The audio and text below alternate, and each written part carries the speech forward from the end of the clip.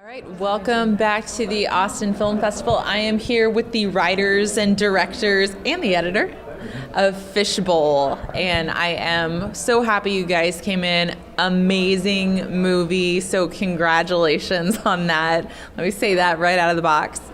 Alexa, if you want to give our friends at home a little no spoilers synopsis, those of us who have not seen it yet. Sure.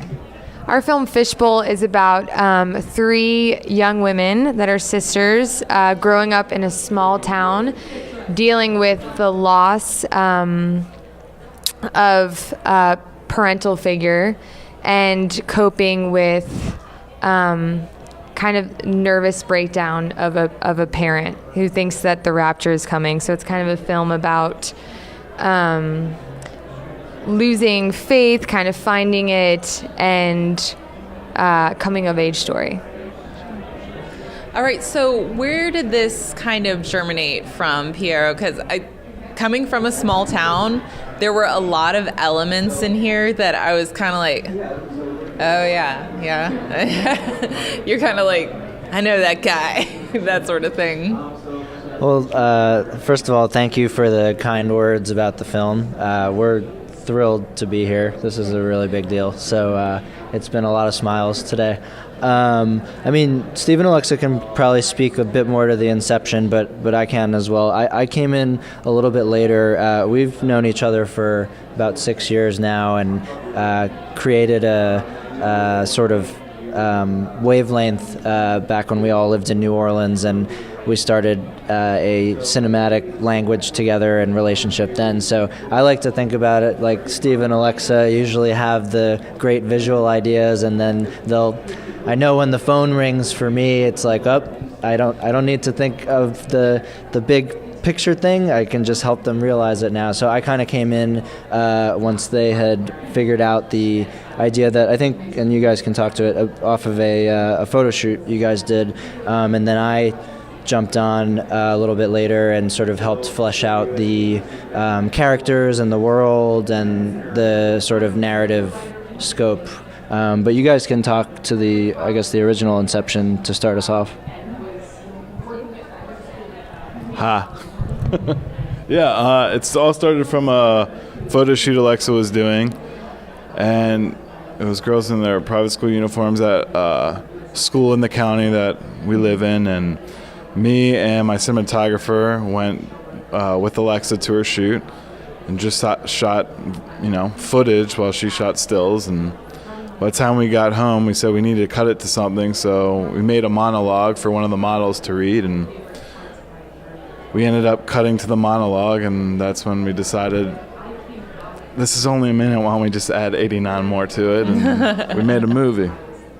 So was one of the models one of your actors? Yeah, she was actually, let's say our lead, yep, so Belle Simon, has the same name in the movie, because we're super creative. So that's a really interesting process, how it came from the creative process, a different creative process. Can you talk a little bit more about the title and what it signifies? When I just read like the basics about your film, I was like, I know exactly what fishbowl means. But I was like, I know what you're talking about. You're the first person that's asked about the title, actually. Yeah. Specifically. So the fishbowl, I mean, there's a line in it, when you climb to the top, you just slide back down. But I feel like everyone's looking in from every which way, and since it's a small town and you're just that little fish that couldn't, kind of. Yeah. Also, I think a lot of the things that interest us all as filmmakers or artists is really looking into people's lives and voyeurism. And so not only is it happening within the girls' worlds of everyone's looking at them through this time of drama, but we're also kind of watching them, and they're watching other people and kind of learning and figuring out how to be as young women. So I think there are just a lot of layers to our title. And we like creating the world. I mean, I think that the world's like that in general, no matter if you're in a city or a small town. So. Yeah. I'll respond to the Fishbowl title too. I think you'll learn there's a lot of different themes and motifs that sort of float around our, no pun intended, writer over here, around our film. But I think one of the things that we gravitated towards that was sort of a fun realization was the sort of inescapability of a small town, and when a tragedy does happen, just where sometimes you don't have a lot of places to go, and especially since grief and tragedy affects people in very different ways. We were curious in exploring a world in which these sisters are kind of under a lens because of their father, and how he's totally going off the rails and how he's reacting, and it's reflecting on them very distinctly. Yeah, it almost kind of puts them even more in the lens, because the farther he's kind of going off the deep end, the more people are watching them. So kind of like having those external factors affect them. Yeah.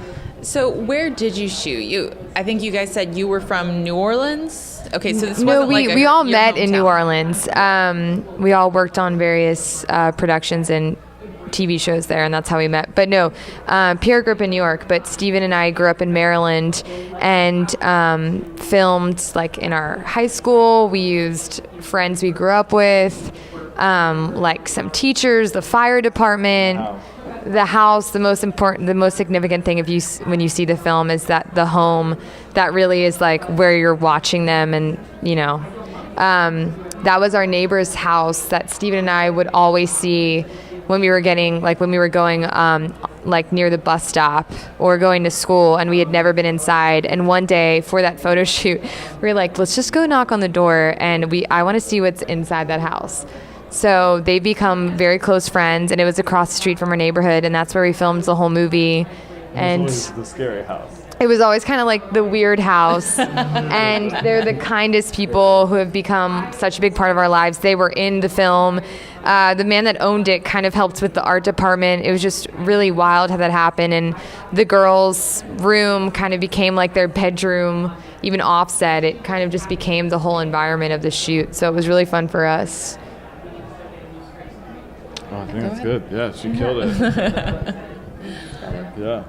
Let me kind of switch gears here and ask about the religious themes in the film, because I would not describe it as, oh, well, this is a film about religious extremism, because it's really not. But that does play a part there. It's a pull. Yeah. A pull on Rick's mind. Yeah. So Alexa and I, so our father is Greek Orthodox and our mother is Jewish. So growing up, we went to, synagogue on a Saturday and church on a Sunday sometimes. So I think that was kind of confusing to a younger person at some points, especially when they have some conflicting elements. And also, I think another part where the story came from is it was kind of scary as a kid to think there's two religions, they're different, and if you're a really good person but don't pick the right one, do you still end up in heaven?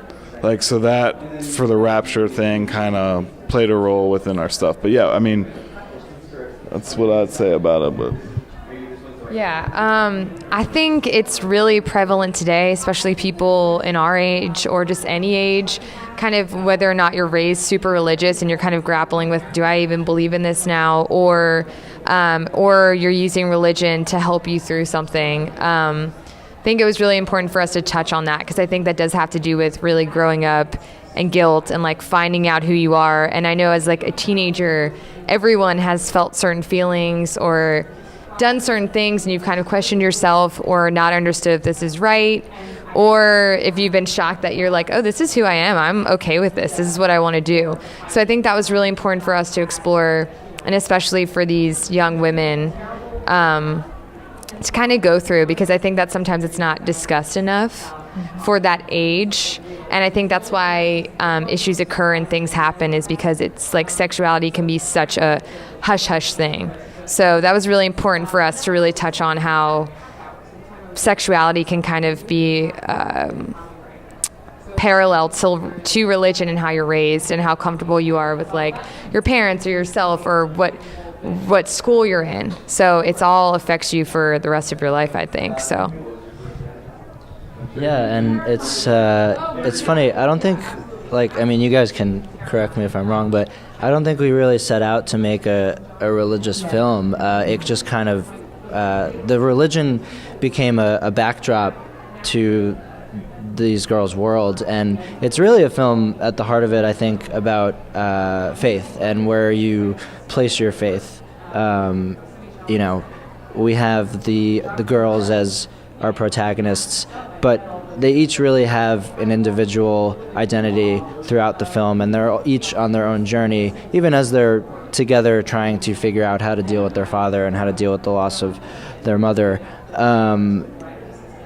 I think to me it's really a film about faith and how you can interpret that, and who you take refuge in during times of tragedy. Yeah. I had to ask you that because, like, when I saw the title of your movie, Fishbowl, I knew exactly what I associated with because I am from a rural town, and I grew up just 40 miles north of here.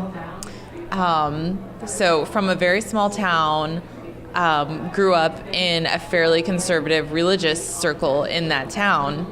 And my sisters and I have said, I don't know how many times, like, it's like living in a fishbowl. And it's because, you know, like, when your parents are actually working at a church and everything, like, there's very high expectations of children.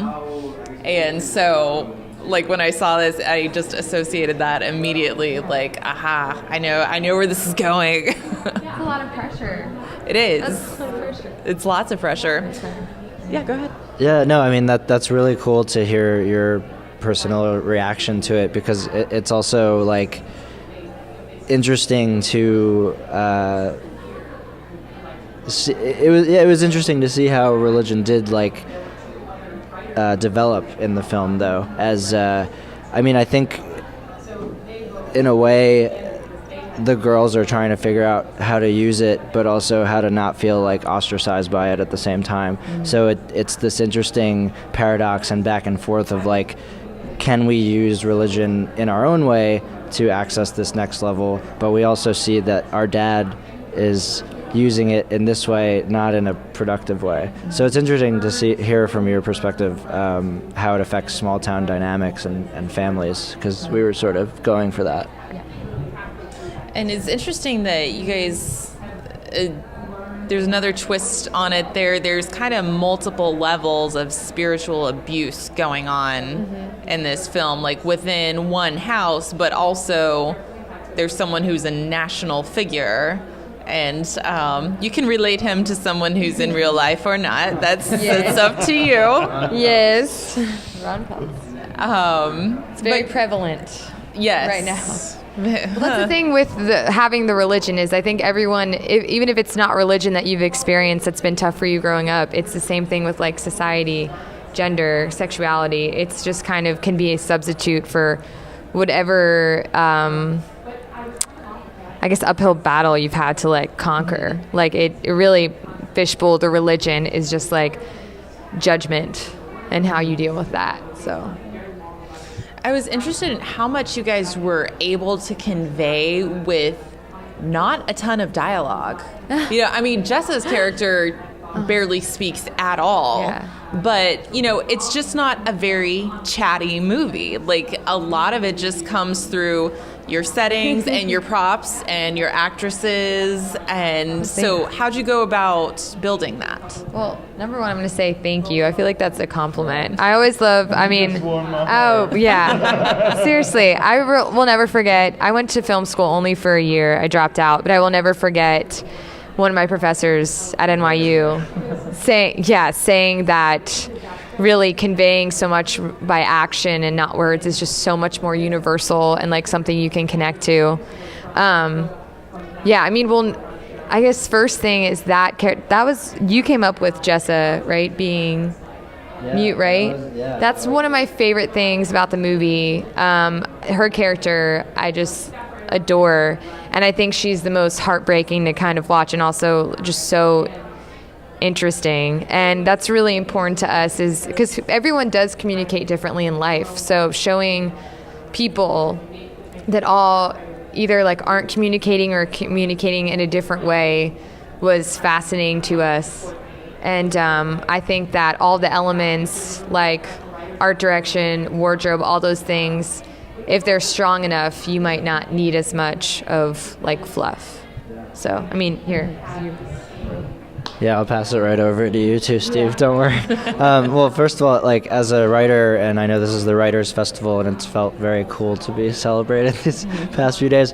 But you know, as a writer, I tend to really gravitate towards imbuing setting with a lot more significance and personifying things, and really trying to let in more of a prose-like fashion, like silence and less speak for more. So I really appreciate you saying that, and we did try to do that. And I think also you made me think back to early talks that we had, where I think one of our initial struggles actually was trying to figure out how to differentiate these girls, because initially we were seeing them all as just one sort of conglomerate, but we realized as we were breaking story that they each really needed to be individuals. And as you spoke to, hopefully people can see that they are each reacting to this tragedy and to their situation in a very unique and different way. And Jessa, I don't even remember where that came from, but it was sort of just like a lightning bolt where I was like, well, you know, I do know that in certain situations sometimes people can have very significant traumatic reactions to stress and stop talking and close up. And we really responded to that, and we thought it would be a very cinematic and also emotional way to portray what this girl is going through. And Caroline just like killed it. She was unbelievable with her little hair, where she has like the hair and she's looking. I'll let you speak now though, Steve. Well, we did a voiceover, so then that's like a no. So then we had to make up for it by like We won't not tell. making it having dialogue until the very, unless completely necessary. And I think that's the way we approached our scenes, is how much can we get away with just action, and then if absolutely necessary, let's throw in a line or two that helps move forward. But I think that was it. So let's talk a little bit more about we've got kind of 4 lead characters here, I guess, and the sisters, who we've got, let's see, Belle, Rachel, and Jessa, who function as their own characters, but then as a unit, that's also a character. So did the girls already know each other? I know Belle was in this apparently from the very beginning. You know, this project kind of grew up around her.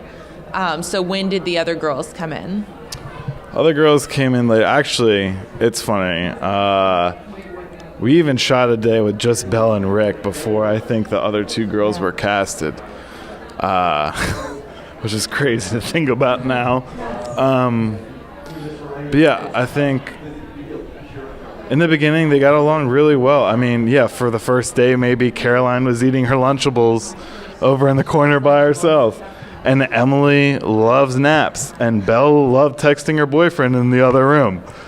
And they were all separate entities on set. But then, like, one day switched, and then all of a sudden you'd open up the door, and they were all taking naps in the same bed, like, all over each other. And it was like real sisters. And it wasn't like, hey, wake up for school. It was like, hey, wake up for the scene that we have to do. Like, and it just, the house really became, and the girls, it really did feel like a family environment. Happened so organic. And I do think that starts from the top. You know, I'm doing this with my sister, who's my best friend, and sorry, you're second. Meg, you can be third. But like, and you know, our mother's on set. She's doing the hair. You know, my dad produced, George Pelicanos, like all of our mentors. Like, it was just such a family environment. I really feel like it trickled down to everywhere else, and like even the extras and casting are just people that we've known for years and neighbors and just like, and I hope that comes across because it was really like, it was a lot of heart into it. And yeah, everyone like family because you are family. We are family. Thank you. You guys come. Okay, just does everybody in the family just like make movies? Like your mom's your makeup artist, dad's a producer. Mom has worked in the film industry for 30 years, has done hair and makeup. She worked on The Wire, The Deuce, which Piero also worked on, and has worked with our mentor, George Pelicanos, who's an incredible creator and producer and writer and also novelist. So we've known him forever, and so that's kind of like a family member. Dad works in insurance, so different, but is very supportive. He made spaghetti and meatballs. He made a lot of great dinners for the crew. Hey, so, without craft services, there is oh my no God, movie. it's really important. And you better have eaten the craft service, or else George would get upset at you. Get upset at eating together. It's very important. The costume designer would like eat. It was so funny that like people, and at the time I was kind of moving home for it. I was like in between living in two different states. So like making a film with my brother, being in my high school bedroom, my dad's making meatballs for like the costume designer. It was just kind of ideal, really funny situation. It was really fun. It was very fun. It was like one big retreat. I unfortunately wasn't able to be there for all of principal photography. I was working at the time as a script coordinator, but when I did come down, I was amazed. And I think this speaks to your question with the girls and our cast, but also I was just always so impressed by the production design and how like I would walk right in and just feel our world, and it was crazy. Yeah, I mean they just gelled so quickly. All of our cast, really, everyone brought it, and it was fun to see it come alive. I mean, that's what you sort of dream of as a writer, so it's pretty cool. Well, while we're talking about cast, let's talk about Rick. Yeah. So were the sisters all cast before Rick came into it? Here, you Steve take this one because Steve would do it first. Yeah, so me and Pierre are working on the short Confidential Informant, which George Pelicanos wrote, and now it's become an anthology feature. Mm-hmm. And Rick Kane was actually the stunt coordinator. And for Alexa's shoot, we were like, oh, we should probably get a dad for like the stills or whatever. So I called Rick because he lives like nearby in town. Rick came out, played the role of the dad for this quick shoot. And then like, He was amazing. And then Rick and Belle stayed, and then we just added two more girls, two actresses, beautiful, amazing actresses and talented, and that's how that got. But Rick's been amazing, such a trooper. Like, he is not just an actor though. Like, he is the grip. Like, if you need to move anything, he's like, oh, I got it. And like, Rick, you like have to act. Why don't you just like practice, like rehearse? And he's like wants to move lights and things like that. And also, you know, he's a health medic. He's just a Swiss Army knife. Swiss Army knife of movie makers. Sure. Oh yeah. So from a photography standpoint, I really like to put my subjects, when it's not documentary style, through like the ringer. I like to like test them and challenge them. And so a lot of the times, poor Rick, just wardrobe wise, because we're really, costume design's like really, really important to us. There are even there are some colors that aren't even in the film because like you want the mood set. So just the amount of times that Rick had to be in underwear, tighty whities, and socks the whole film. Just some days it's in the stills, he would just look at me and just be like, thanks, Lex. Like, he really was a trooper because we filmed the second half because we took a break, was in winter, and it was freezing. The girls were freezing, Rick was freezing, and in underwear a lot. So thank you, Rick. Yeah. Thank you. And also it was cool from a story perspective to see Rick's like total understanding and really dive into this dark sort of dark spiral, if you will, because we knew this character would have to be one that like most stories, we start him one place, we end him in another, and I don't think we ever try to sugarcoat that he's not a flawed individual. It's just a matter of he's looking for his faith just as much as the girls are throughout the movie, and at the end I think we sort of leave it up to the audience as to where he ends up finding it. But it was really, and Rick, one of my favorite parts about his performance was his eyes are just so like communicative about how fiery and how deep he's going, and we'd be watching some of the takes and being just really mesmerized with how deep he was going, and that was a real thrill for me. So doubling back, you kind of touched on the color palette of the film and how that played into costume design. Can you talk a little bit more about that? Well, we adore colors and costume design and art direction. And also a lot of like being really, I can tell you I really annoyed like the art department. Shannon is one of my dearest friends, and she's an incredible production designer. But specific things with like costume design, I was like, we'd have to go through the extras on a church scene, and I was like, no brown, no black, no navy. We really wanted to set the tone of a pastel, utopian kind of small town, almost like washed out. And colors are so subconscious, so if you can use any sort of thing to make a viewer feel a certain way without, like we said, with dialogue, just saying it, I think it's so important to do. So yeah, I think that's something that's really like a part of our aesthetic, and I think also coming from a photo world or an art department back world, which is what I used to do, and we've all kind of dabbled in different jobs on set, really helps with that. I think you nailed it. Okay, so another big thing, and this is going to be hard for me to ask you about because I don't want to drop any spoilers, but I watched the last 5 minutes. You know what I'm going to ask. I watched the last 5 or 6 minutes of this about 4 times in a row. I was like, oh, wow. I have to go back. Oh my God, really? And go again. Gosh, okay. I'm so nervous that I'm going to say something that is like a spoiler, and I don't want to. There is a scene at the end that's very, very different that takes place in the evening when some people that are not members of the family come to visit. And that's kind of interspersed with memories of things that happened months before that the movie really hasn't touched on yet. And oh my gosh, it just killed me. Oh my gosh, it's hard. So how you guys talk?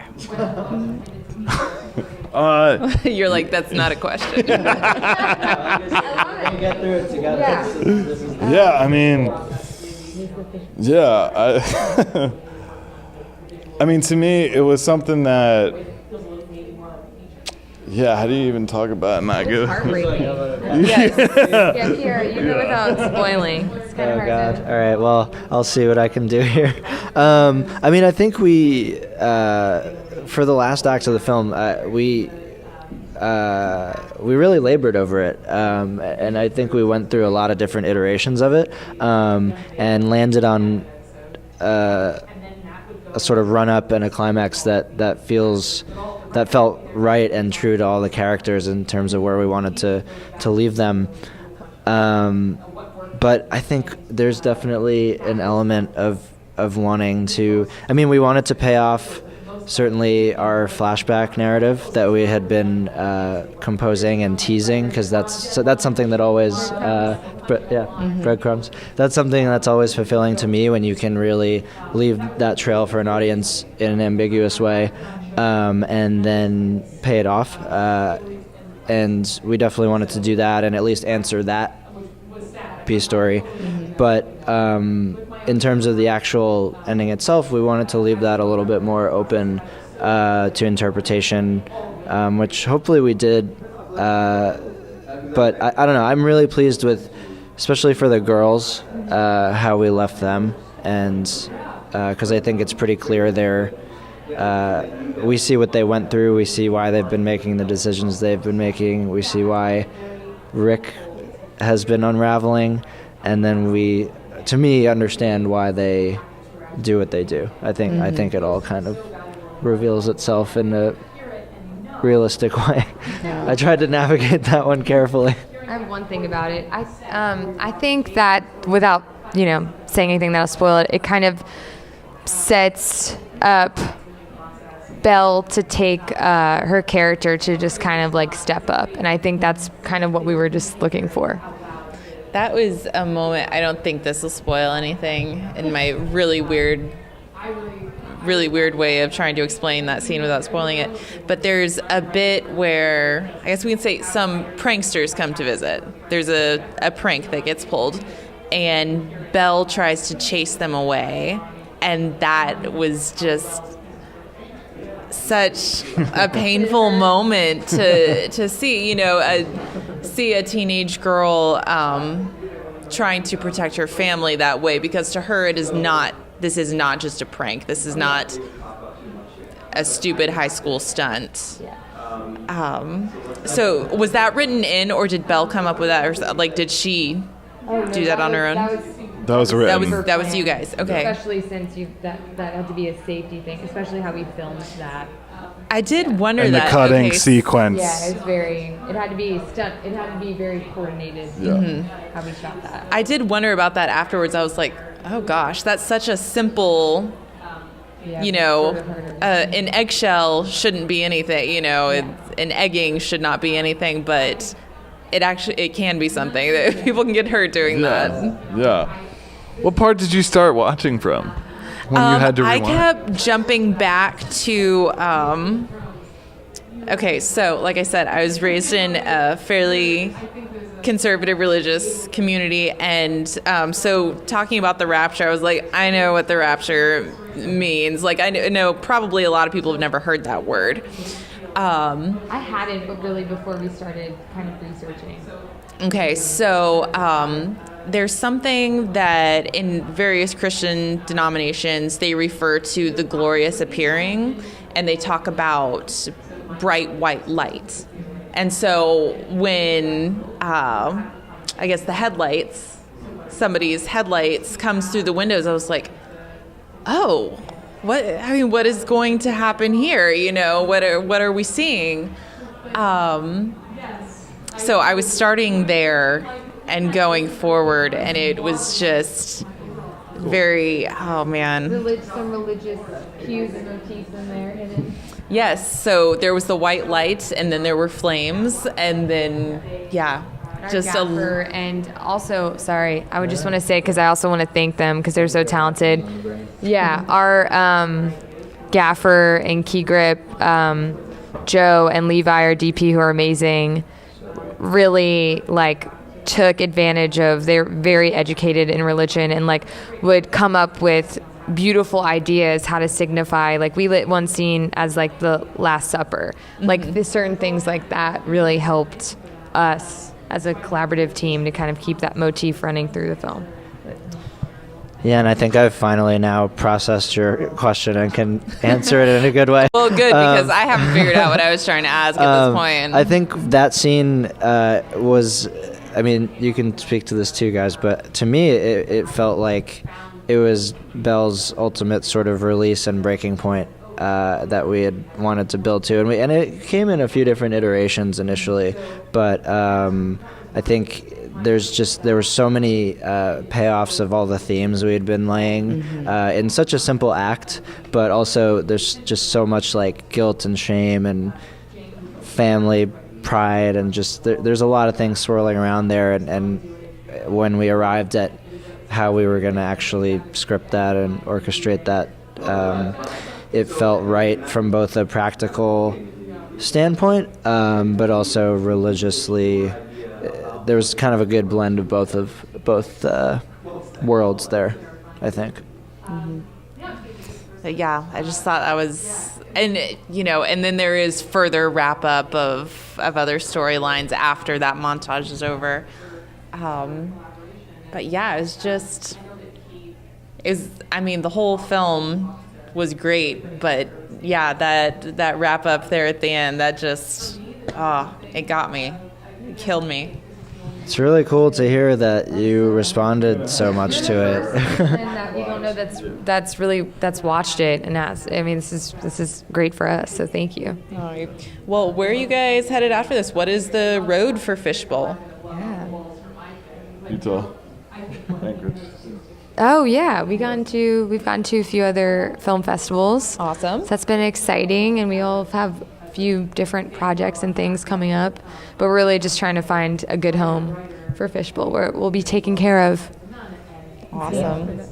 I mean, yeah, like we said, this is my first time in Austin. I've welcome. been wanting to, thank you. I wish you could drink the water. Usually you can drink the tap water here. The best water. I've been wanting to get here for several years now, and it's such a thrill to be here with some of my closest people and have a film premiering at such a prestigious festival. It's really a thrill. So I think we're, at least in the foreseeable future, we're excited to be screening tomorrow night in a church, no less. I didn't think about that. And we thought that was intentional. Irony. So we're really pumped for that. We screen tomorrow at 7, and then next Wednesday, Halloween, at 7 again, 6:45.